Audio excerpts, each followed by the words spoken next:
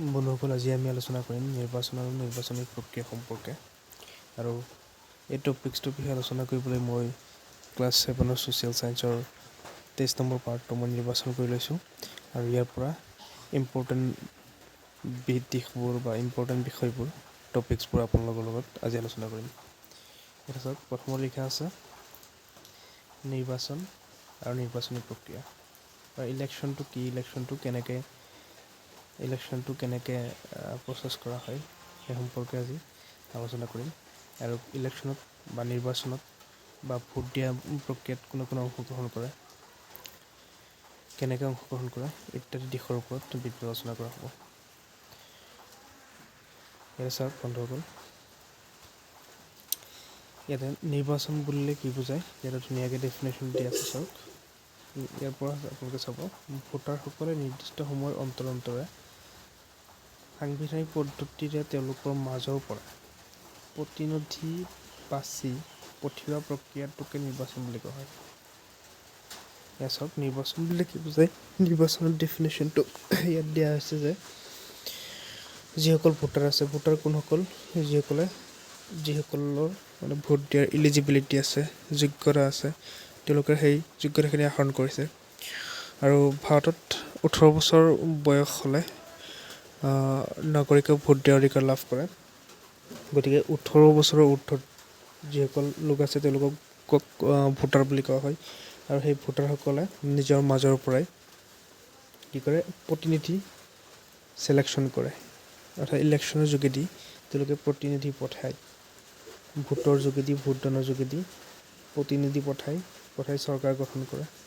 আৰু এই প্ৰতিনিধি পঠোৱাৰ কাৰ্যটি হৈছে নিৰ্বাচন। তাৰপিছৰ লাইনটো চাওক, ইয়াত লিখা আছে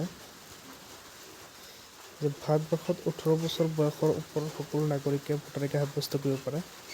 ইয়াত ধৰ্ম, বৰ্ণ, ভাষা, লিংগ, ধনী দুখীয়া নিৰ্বিশেষে নিৰ্দিষ্ট বয়সপ্ৰাপ্ত সকলো লোকে ভোটাধিকাৰ লাভ কৰে বাবে ইয়াক সাৰ্বজনীন প্ৰাপ্তবয়স্ক ভোটাধিকাৰ বোলা হয়।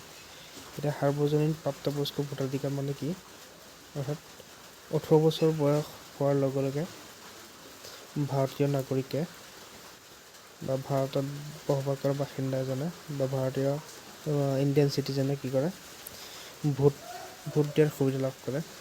আৰু ইয়াত কোনো ধৰণৰ ধৰ্ম, বৰ্ণ, ভাষা, লিংগ, ধনী দুখীয়া, উচ্চ নীচ এইবোৰ চোৱা নহয়, সকলোৱে এই অধিকাৰ লাভ কৰিব পাৰে ইণ্ডিয়ান চিটিজেন যিসকল হয়। আৰু সেইকাৰণে ইয়াক কোৱা হয় সাৰ্বজনীন প্ৰাপ্তবয়স্ক ভোটাধিকাৰ বুলি কোৱা হয়। তাৰপিছত বন্ধুসকল চাব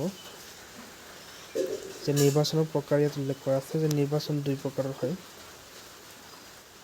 এটা হ'ল প্ৰত্যক্ষ নিৰ্বাচন আৰু এটা হ'ল পৰোক্ষ নিৰ্বাচন। এতিয়া প্ৰত্যক্ষটো মানে হ'ল ডাইৰেক্ট, পৰোক্ষটো হ'ল ইনডাইৰেক্ট। এতিয়া আমি জানিম প্ৰত্যক্ষ নিৰ্বাচন মানে কি। চাওক বন্ধুসকল, ইয়াতে এটা ছবি দিয়া আছে, সেই ছবিখন চাওক, ইয়াতে ভোট কেন্দ্ৰ বুলি লিখা আছে আৰু মানুহে এনেকৈ লাইন পাতি তেওঁলোকে নিজৰ ভোট সাব্যস্ত কৰিবলৈ গৈছে।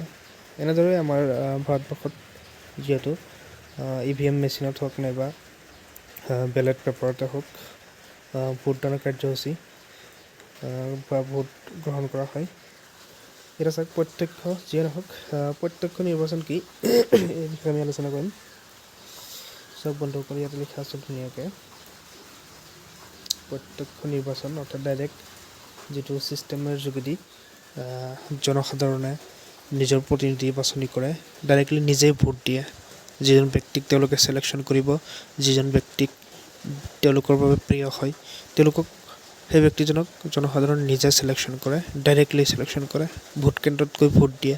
সেইটো হ'ল প্ৰত্যক্ষ নিৰ্বাচন। ইয়াত কি লিখিছে চাওক, যি নিৰ্বাচনত ভোটাৰসকলে পোনপটীয়াভাৱে ভোটদান কৰি প্ৰতিনিধি নিৰ্বাচন কৰে তেনে নিৰ্বাচনক প্ৰত্যক্ষ নিৰ্বাচন বোলা হয়। এই নিৰ্বাচনত ভোটাৰসকল ব্যক্তিগতভাৱে ভোট কেন্দ্ৰলৈ যায়। চাওক, ভোট কেন্দ্ৰত তেওঁলোকে বিভিন্ন পাৰ্টীৰ মাজৰ পৰা নিজৰ পচন্দৰ প্ৰাৰ্থীক ভোট দি নিৰ্বাচিত কৰিব। চাওক, মই আগতে কৈছিলোঁ যে প্ৰত্যক্ষ নিৰ্বাচন অৰ্থাৎ ডাইৰেক্ট যিটো ভোটদানৰ কাৰ্যসূচী, ইয়াত কি কৰা হয়,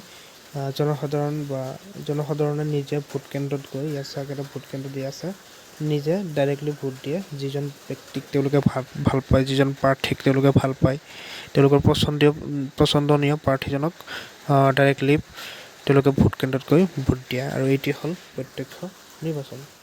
তাৰপিছত চাওক ইয়াত আছে তাৰপিছত পৰোক্ষ নিৰ্বাচন। এতিয়া পৰোক্ষ নিৰ্বাচন কি এতিয়া চাম আমি। পৰোক্ষ নিৰ্বাচন যে যি নিৰ্বাচনত ভোটাৰসকলে নিজে অংশগ্ৰহণ কৰাৰ সলনি তেওঁলোকৰ দ্বাৰা নিৰ্বাচিত প্ৰতিনিধিসকলে নিৰ্বাচনত অংশগ্ৰহণ কৰে তেনে নিৰ্বাচনক পৰোক্ষ নিৰ্বাচন বোলে। চাওক ইয়াতে যে ভোটাৰসকলে নিজে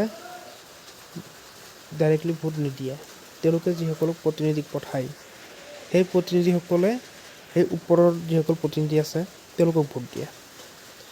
এতিয়া উদাহৰণটো চাওক যে উদাহৰণস্বৰূপে ভাৰতৰ ৰাষ্ট্ৰপতি আৰু উপৰাষ্ট্ৰপতিক পৰোক্ষভাৱে নিৰ্বাচন কৰা হয়। এই নিৰ্বাচনত জনসাধাৰণক প্ৰত্যক্ষভাৱে নিৰ্বাচন কৰি পঠোৱা সাংসদ আৰু ৰাজ্যিক বিধানমণ্ডলৰ সদস্যসকলে অংশগ্ৰহণ কৰে। চাওক বন্ধুসকল ভাৰতৰ যিজন ৰাষ্ট্ৰপতি প্ৰেছিডেণ্ট তাৰপিছত উপৰাষ্ট্ৰপতি তেওঁলোকক যিহেতু জনসাধাৰণে ডাইৰেক্টলি গৈ কোনোবা চেণ্টাৰত গৈ কোনোবা ভোট কেন্দ্ৰত গৈ ভোট নিদিয়ে, কি কৰে আমি যে বা ৰাইজে যে তেওঁলোকৰ MLA বনাই MP সকলক ভোট দিয়ে, সেই MLA আৰু MP সকলে গৈ ৰাষ্ট্ৰপতি নাইবা উপৰাষ্ট্ৰপতিক ভোট দিয়ে। গতিকে আমাৰ ভোটটো আমি ৰাষ্ট্ৰপতি বা উপৰাষ্ট্ৰপতিক বাছনি কৰোঁ, ডাইৰেক্টলি আমি ভোট তেওঁলোকক নিদিওঁ, কিন্তু ইনডাইৰেক্টলি আমি যিসকল জনপ্ৰতিনিধিক ভোট দি পঠাইছোঁ তেওঁলোকে আমাৰ হৈ তেওঁলোকে ভোট দিয়ে। গতিকে এইটো হৈছে পৰোক্ষ নিৰ্বাচন। গতিকে আজিৰ ভিডিঅ'টো ইমানতে সামৰণি মাৰিছোঁ। আপোনালোকে নিশ্চয় বুজিব পাৰিলে যে নিৰ্বাচন কি, নিৰ্বাচন কেই প্ৰকাৰৰ কি কি, সাৰ্বজনীন প্ৰাপ্তবয়স্ক ভোটাধিকাৰ বুলিলে কি বুজায়, তাৰপিছত পৰোক্ষ নিৰ্বাচন কি, প্ৰত্যক্ষ নিৰ্বাচন কি, ৰাষ্ট্ৰপতি উপৰাষ্ট্ৰপতিক কোনটো পদ্ধতিৰে আমি নিৰ্বাচন কৰোঁ ইত্যাদি বিষয়ে আমি আজি ভিডিঅ'টোত আলোচনা কৰিলোঁ। পৰৱৰ্তী ভিডিঅ'ত আমি আৰু বেলেগ পলিটিকেল চায়েন্সৰ বেলেগ বিষয়ৰ ওপৰত আলোচনা কৰিম। ধন্যবাদ।